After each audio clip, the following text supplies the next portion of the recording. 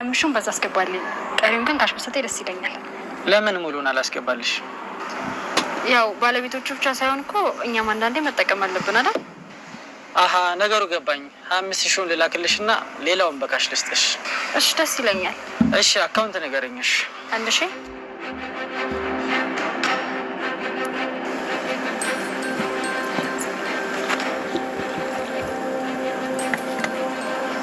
አመሰግናለሁ። እሺ እኔም አመሰግናለሁ። መጋረጃውን መኪና ውስጥ ተሽልኝሽ። እሺ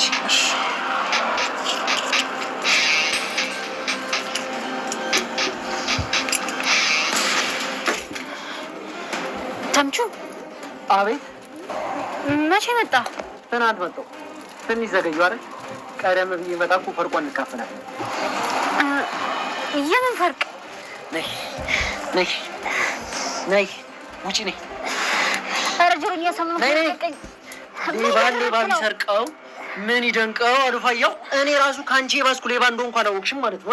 አሲርና ጆሮ ጉዳቸውን በአይናቸው ተመለከቱ። እስካሁን ድረስ እዚህ የምትሰራዋ ሰራተኛ በጣም እየጎዳቻቸው ነበር።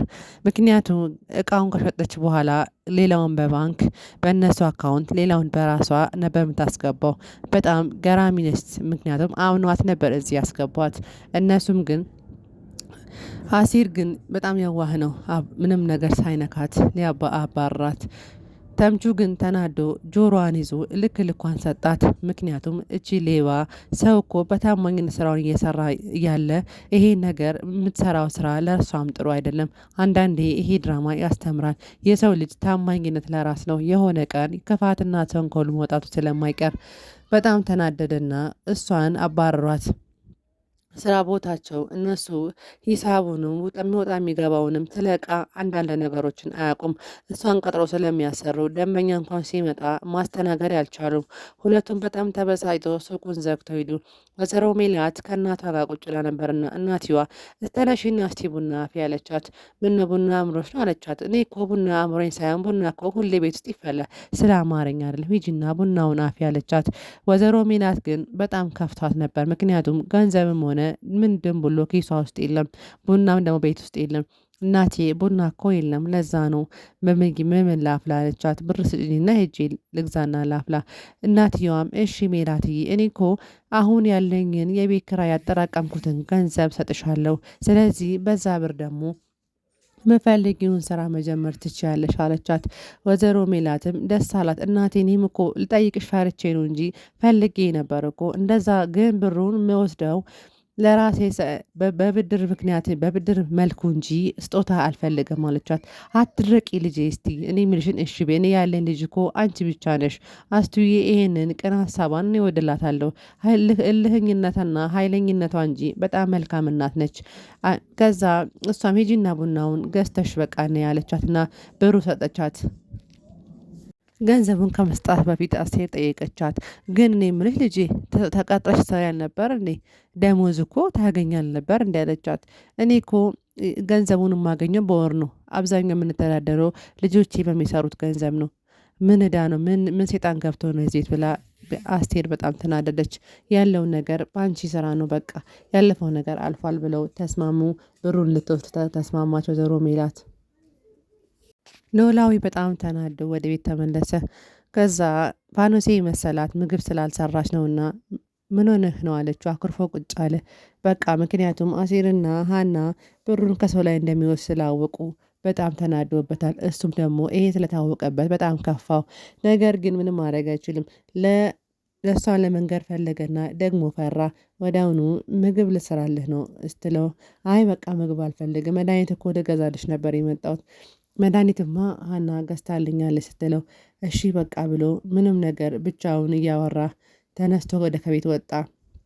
ወደ ውጭ እየሄደ እያለ ሀንዬ መንገድ ላይ አገኛት። ከዛ አንቺ ይቅርታ ልጄ፣ እኔ አንቺን ለማስቀየም ፈልጌ አይደለም፣ ነገር ግን ችግሬና ህመሜን ተረጅኝ አላት። እሷ ግን እኔ አባዬ አልረዳህም፣ በቃ አንዴ እኔ ሌባ አባት የለኝም፣ ሙስና ክፋቱ እኮ የሚያመጣው መዘዝ ነው፣ ገንዘብ መቀበሉ አይደለም አለችው። እኔ እኮ ልጄ ያለኝን ችግር ብትሰሚኝ እኮ ትረጅኝ ነበር። ምንም ሆነ ምን አባዬ፣ እኔ ካሁን በኋላ ይህን አባቴ አይደለህም ብላ ጥላው ሄደች።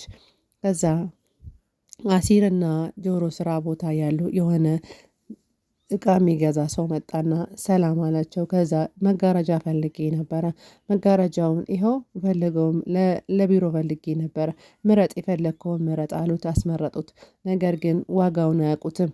ከዛ ይሄኛው ስንት ነው? በፈለግከው ዋጋ ውሰድ ስለ ሰውየው የሚቀልዱ መስላቸው እናንተ ዱርዮች እየቀለዳችሁብኝ ብሎ ሰድባቸው ወጣ። ከዛ አሲርና ተምቹን ተናደው በቃ ዋጋውን ማወቅ ነበር። ልጅቷ እኮ ምጽፈው ጽፈቷ እኮ ከአንተ የባየ መሀይም ነች። ምንም ጽሁፍ አይነበብም። ስለ ዋጋው እያንዳንዱ ነገር ላውቅ አልቻልኩም። እዚህ ጋር ቢጻፍም ግን አይነበብም ሲል ተናደው በቃ ሱቁን ዘግተን እንሂድ ብሎ በቃ አንድ ጃምቦ ስጠጣ አይምሮ ይከፈታል አለው ተምቹ። ከዛ አሲር ተናደደ። ተያይዘው ሁለቱም ወጡ። ሰላምዬ 12 ሰዓት ሲሆን ከስራ ልትወጣ አሰበችና ልብሷን ቀያየረች። ስራው መስተንግዶ ነው። እሷ ከደላላ ጋር ስታወራ እስከ 12 ሰዓት ነበረ። ነገር ግን ስራው ከ12 ሰዓትም ያለፈ ነበር፣ አዳርም ነበር እና እሷ ልብሷ ስቀይር አሰሪው ያመጣና ሰላም የት ልትሄጂ ነው አላት። እኔ ወደ ቤቴ ሊሄድ ነው። ለምን? 12 ሰዓት እኮ ሆነኝ፣ ቤቴ ሩቅ ነው። ነገር ግን እዚህ ቤት እኮ ስራ ደላላው አልነገረሽም እንዴ? እኔ እኮ አልነገረኝም። እኔ መሰራው ከ12 ሰዓት ብቻ ነው። እኔ ከቤት ወጥቼ አድሬ አላውቅም።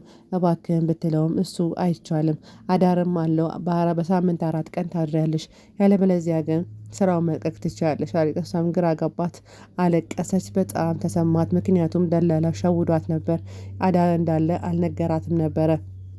አማራጭ ስላጣች በቃ እሺ ብላ ተስማማች። እያለቀሰች በጣም አታምጣ ስለው አምጥቶ ቆልሎ የሚለውን ተረተች። እያለቀሰች አነባች። ነገር ግን ምንም ማድረግ አይቻልም። ህይወት በጣም ከባድ ነች። ከዛ ምናሴም ሰላምዬ ደውሎላትና ቆየሽ እኮ ምንድን ነው አላት። ያለውን ነገር ነገረች። በጣም ደነገጠ። አዳር እኮ ነው የምሰራው አለች። እሱም ሊያምን አልቻለም። በቃ ለማንኛውም ራሽን ጠብቂ ብሎ ሊያጽናናት ሞከረ። ሀናና አሲር ሶስቱ ተገናኙ። ከዛ ተምቹ አፉ ዝም አይልም። ፋያው እኮ ገንዘብ አቀባበሉ በጣም የሚገርመው እያለ እሷን ለማብሸቅም ለማሳቅም ፈለገ። እሷ ግን ዝም ብላ እያዳመጠች ነው። አሲር ግን ተዋት በቃ ሀና ዛሬ ለመሳቅም ለመስማትም ዝግጁ አይደለችም፣ እባክህን ተዋት ብሎ ሊያስተዋት ፈልግም። እሱ ግን ማውራቱን አልተውም። ይቀጠለ እያንዳንዱን ስለ አባቷ የምታደርገው የሚያደርገው አንዳንድ ነገር እየነገራት ነበር። ሰውየው እኮ ይቀበላል፣ አንቺ ምንድን ነው በቃ እኔ ራሱ እንደሱ አልቀበልም እያለ ሙድ እያዘባን ነበር። ነገር ግን እሷ ይህ ነገር ማመና መቀበልም አልቻለችም። ወዲያውኑ አቶ ኖላዊ ወደ ቤት ተመልሶ አሁንም ፋንቱስ አንድ ነገር ሳያወራት ተመልሶ ቀጥ ብሎ ከመልሶተኛ በዛ ላይ ጠጥቶና ሰክሮ ነበር የመጣው። ግን እራት ብላቲ በእናትህ እንደዚህ ምግብ በልተህ እንዲህ ጠጥተህ እኮ ምግብ ካልበላህ ታመማለህ፣ እባክህን ብላ ብትለምነውም እሱ ሊያወራትም መልስም ተይኝ በቃ እያለ ልብሱንም ሳይቀይር ጠቅልል ብሎ ከስራ ልብሱ ጋር ገብቶ ተኛ። እሷም ግራ ገባት፣ በጣም አዘነች። ምን ነክቶት ነው? እሷ ህመሙንም አልተረዳችለትም። አስቴር ምናሴ ስታይ ምናሴ ፊቱ ተቆርቆር ብሎ ነበርና ይኸው ይሄ ሁሉ የአንቺ ስራ ነው። ልጁ በጣም ተቋቁሯል። አንቺ ግን አሁንም አይሰማሽ? እማዬ ምን አድርጌ የምትይኝ? አሁንም ጥላቸው እንደቀጠለ ነው። ወይዘሮ ሜላት እኔ ምን ላድርግ እማዬ? አቅሜን እየሞከርኩ ነው። በቃ እድላቸው ነው። አይ የአንቺ ስራ የአንቺ ሽላባይነት ነው። ልጄ እንዲህ አፈር መስሎ እየኖረ አንቺ ግን ምንም አይሰማሽ ብላ ወይዘሮ ሜላት ለማበሳጨት ሞከረች። በቃ ምናሴም እኔ ምንም አልሆንኩም ተይኝ አያቴ አላት። አስቴ እንቅልፏ ተነስታ ምግብ ላቅርብልሽ እንዴ አለቻት። አዎ ምግብ እኮ አቅርቢልኝ፣ እኔ እኮ ከሰርግ ቤት አልመጣሁም ብላ ምን አለበት እማዬ በቀን በትክክል ብታወሪ አለቻት።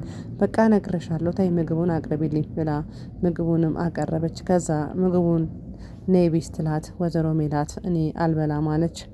ብይ አልክሽ እኔ አለ ቤትሽ ነው አልለምንሽም ብላ ብዙ ቃል ተናገረቻት።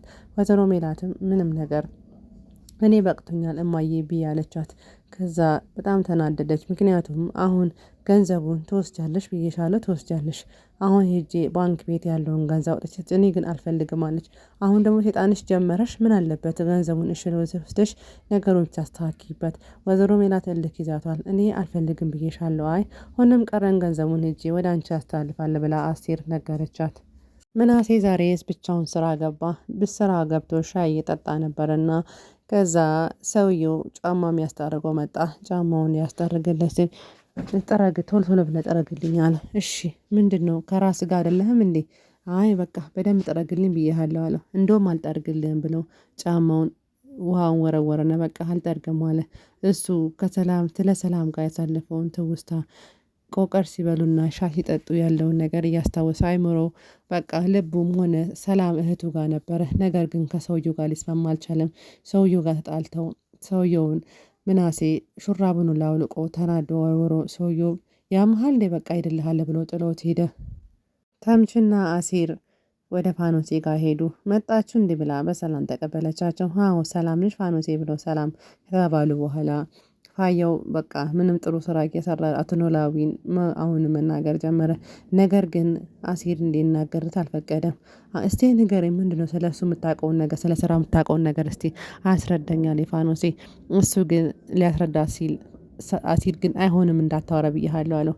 በቃ ምንም ነገር ልነግርሽ አልችልም፣ ምክንያቱም አለቃዬ እንዳትናገር ብሎኛል ብሎ ፋኖሴን አጋጉታት ሳይናገራት አሲር አንቀልቅሎ ከዛ ቤት ይዞት ወጣ። አንተ ያመሃል እንዲህ ያለው አቶ ኖላዊ ስራውን እየሰራ ያለ አሁንም ሁሌ ደንበኛው መጣና ልገባ ነው አገባማ ነው ሊከለክለው ሞከረ። ካሁን በኋላ እዚህ መግባት የለም አለው። እኔ እገባለሁ አገባም ብሎ እየተከራከሩ እያለ አሁንም አቶ ኖላዊ ነግሬሃለሁ እዚህ መግባት የለም አለው። ከዛ ብሩን አወጣና ስጠው፣ እኔ አልፈልግም ብርም። ከዛ ሰውየው የሆነ ሰው ጋር ደወለና ይኸው ሼባው አላስገባ ብሎኛል፣ በር ላይ ቆሜያለሁ እና ብርም አልቀበልም አለ።